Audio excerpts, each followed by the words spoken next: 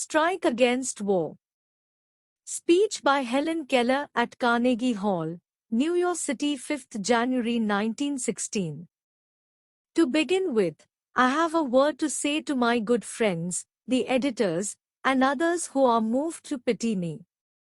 Some people are grieved because they imagine I am in the hands of unprincipled persons who persuade me to adopt unpopular causes and make me the mouthpiece of their propaganda.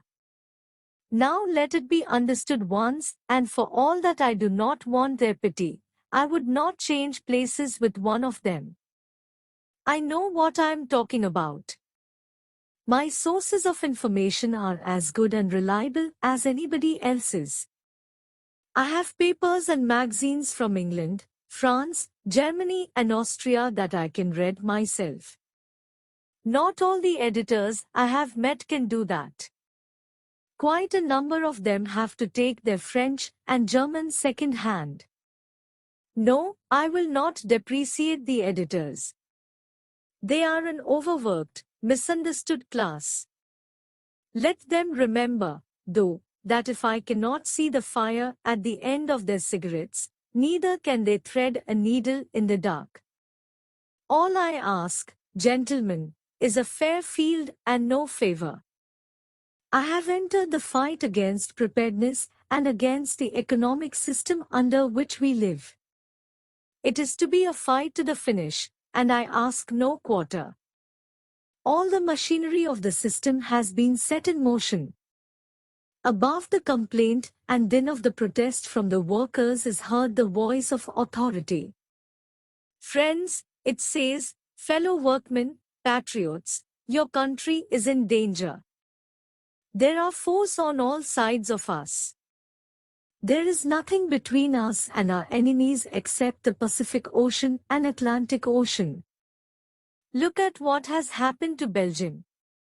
Consider the fate of Serbia. Will you murmur about low wages when your country, your very liberties, are in danger?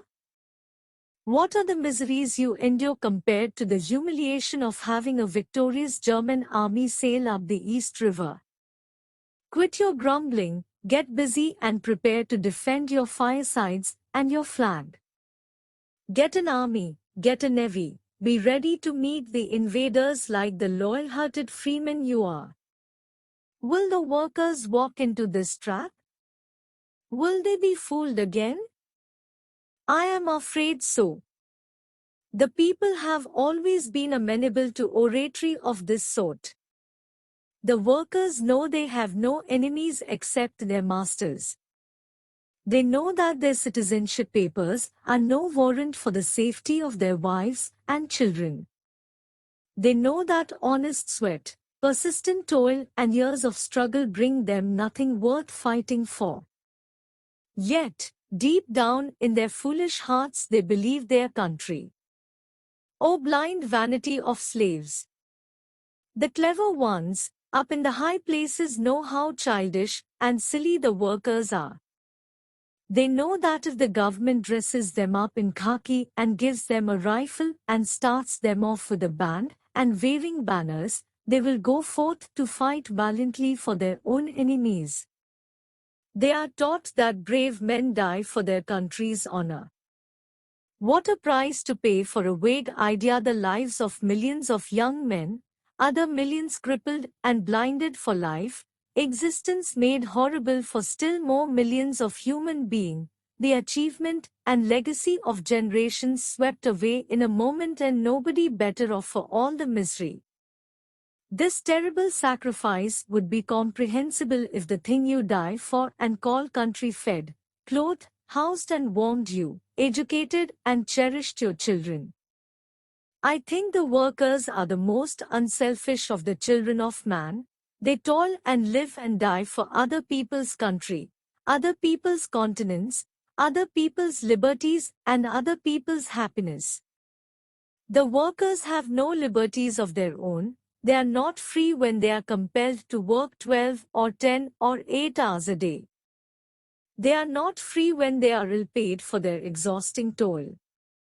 They are not free when their children must labor in mills and factories or starve, and when their women may be driven by poverty to lives of shame. They are not free when they are clubbed and imprisoned because they go on strike for a raise of wages and for the basic justice that is their right as human beings. We are not free unless the men who frame and execute the laws represent the interests of the lives of the people and no other interest. The ballot does not make a free man out of a wage slave. There has never existed a truly free and democratic nation in the world. From time immemorial, men have followed with blind loyalty the strong men who had the power of money and of armies. Even while battlefields were piled high with their own dead, they have tilled the lands of the rulers and have been robbed of the fruits of their labor. They have built palaces and pyramids, temples and cathedrals that held no real shrine of liberty. As civilization has grown more complex, the workers have become more and more enslaved, until today they are little more than parts of the machines they operate. Daily they face the dangers of railroad, bridge, skyscraper, freight train, stokehold, stockyard and training at the docks, on the railroads and underground and on the seas. They move the traffic and pass from land to land the precious commodities that make it possible for us to live. And what is their reward? A scanty wage, often poverty, rents, taxes, tributes, and war compensations. The kind of preparedness the workers want is reorganization and reconstruction of their whole life, such as has never been attempted by statesmen or governments. The Germans found out years ago that they could not raise good soldiers in the slums, so they abolished the slums. They saw to it that all the people had at least a few of the essentials of civilization: decent lodging, clean streets, wholesome if scanty food, proper medical care, and proper safeguards for the workers in their occupations. That is only a small part of what should be done. It is your business to force these reforms on the administration. Let there be no more talk about what a government can or cannot do. All these things have been done by all the belligerent nations in the turmoil of war. Every fundamental industry has been managed better by the governments than by private corporations. It is your duty to insist upon still more radical measure. It is your business to see that no child is employed in an industrial establishment or mine or store, and that no work is needlessly exposed to accident or disease. It is your business to make them give you clean cities, free from smoke, dirt and congestion. It is your business to make them pay you a living wage. It is your business to see that this kind of preparedness is carried into every department on the nation, until everyone has a chance to be well-born, well-nourished, rightly educated, intelligent, and serviceable to the country at all times. Strike against all ordinances and laws and institutions that continue the slaughter of peace and the cruelty of war. Strike against war, for without you no battles can be fought. Strike against manufacturing scrap and gas bombs and all other tools of murder. Strike against preparedness that means death and misery to millions of human beings. Be not dumb, obedient slaves in an army of destruction. Be heroes in an army of construction.